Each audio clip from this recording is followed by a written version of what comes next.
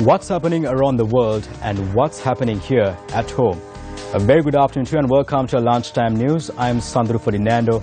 Let's start off with a look at your headlines. The Prime Minister informs Parliament that a new economic and technical agreement will be inked to replace Ciba. Residents of the Central Hills requested to be cautious of continuous rains, warning from the Disaster Management Centre. The Venezuelan opposition wins supermajority in National Assembly. Russia launches cruise missile at Syria from submarine in the Mediterranean.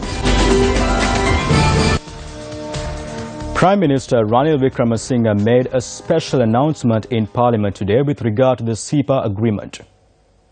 කතානායකතුමනි මම මේ ගරු සභාවට නැවතත් අවධානය කරන්නේ අපේ ආණ්ඩුව කිසිවිටක සීපාගේ විසුමෙන් අත්සන් කරන්නේ නැති බවයි. Honourable Speaker, I would like to remind the House once again that our government will never sign the Ciba Agreement under any circumstance and that it won't be signed under another name. We do not agree with the clauses that were included to the Ciba Agreement by the Rajapaksa government. Under these circumstances, when high officials of the Government Medical Officers Association says lies and tries to fool their own membership and the country, it is clear that they are still prisoners of the Rajapaksa regime. This harmful Ciba agreement has been completely removed from our nation. What we will be signing is an agreement that is favourable to our country.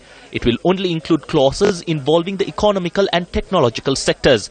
Not only with India, but we plan to sign such an agreement even with China and Singapore. But before we sign these agreements, we will hold talks with the relevant trade unions. We will keep the party leaders informed. We will get the approval of the cabinet. All information regarding the agreements will be revealed in Parliament. All parties will be informed, and with the approval of a majority only will we sign this agreement. As a result of these new agreements, hundreds of thousands of youth in our country will receive employment opportunities. Unemployment is a burning issue in our country at present. In this manner, with the creation of new jobs, we will be able to find a sustainable solution to the issue of unemployment. මේ ආකාරයෙන් අලුත් රැකියා ඇතිවීම නිසා විරැකියාවට තිරසාර විසඳුම් ලබා ගැනීමට හැකි වෙනවා. Now the expenditure heads of the Ministries of Transport, Civil Aviation, Ports and Shipping as well as Fisheries were taken up for debate in Parliament. Empower the Woman, a campaign aimed to promote equality and security for women commenced in Dambulla and Ampara today. The Empower the Woman campaign is a joint initiative of Newsfirst, Sirasa and Shakti together with the Sri Lanka Police, the Ministry of Provincial Councils and Local Government and District and Divisional Secretariats. People from various areas including the Women's Society and the police participated at the campaign which commenced from the heart of Dambulla this morning. Handbills and wristbands were distributed to the masses in the area and views and suggestions for a proposal aimed at women were sought during the campaign.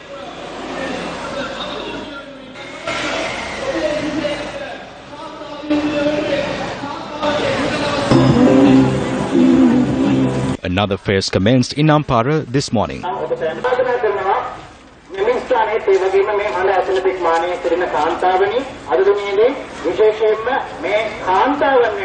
Sri Lanka marks International Anti-Corruption Day today under the theme Break the Corruption Chain. International Anti-Corruption Day is being observed under the auspices of the United Nations Office on Drugs and Crime to raise awareness about corruption across the world, and the 9th of December was declared as International Anti-Corruption Day in 2003. An event organized by the Ministry of Public Administration and Management was graced by the subject minister Ranjit Madhuma Bandara.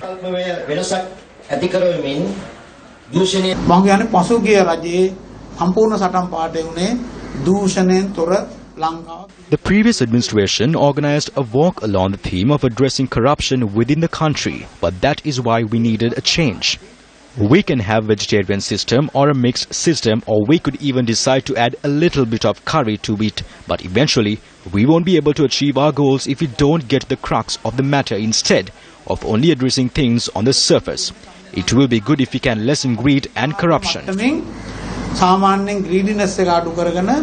හැකි ආකාරයකින් මේවා අවම කිරීම සඳහා අපිට zero කිරීමන්න මම හිතන්නේ අපිට ලැබෙනවා නම් වඩා හොඳයි.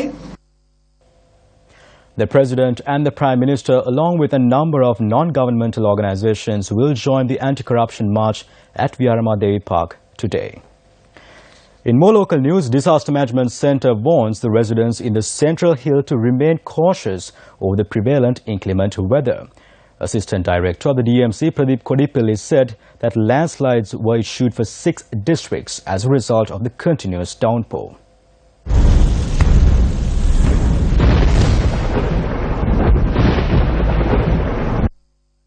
Gaul, Matra, Kegaul, Kalutara, Ratnapura and Mathare districts have been issued landslide warnings.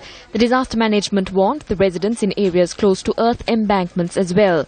Department of Irrigation says that water levels have reached spill levels in a number of reservoirs. Director attached to the water science, Prema Hettiarachi, said that minor floods were reported in Thavalama and Nagoda areas due to the prevailing weather conditions. Therefore, a number of lowlands have been inundated. The Department of Irrigation also added that the water levels of the Attanagalla reservoirs have also been risen as a result.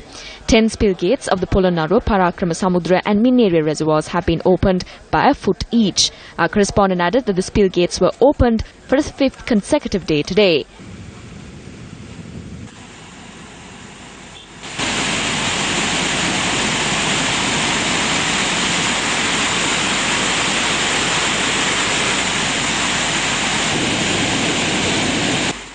Seven spill gates of the Minnere reservoir have also been opened by a foot each. Water flowing from the Parakrama reservoir was released to the Mahavali reservoir, while the water flowing from the Minnere reservoir has been released to the Kadula reservoir. 8 spill gates of the total of 28 of the Razagana reservoir in Anuradhapura have also been opened. Our correspondent said that the 2 of the spill gates were opened by 4 feet each, while 6 spill gates of the reservoir were opened by 2 feet each.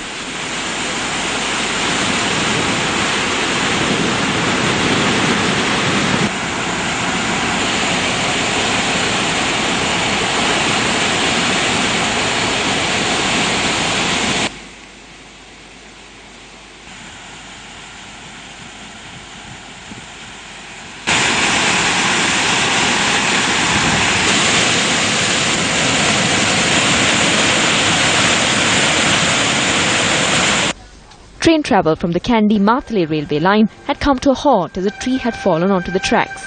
However, the fallen tree was removed from the tracks and operations were restored at dawn today. 3 houses suffered minor damages owing to the tree fall.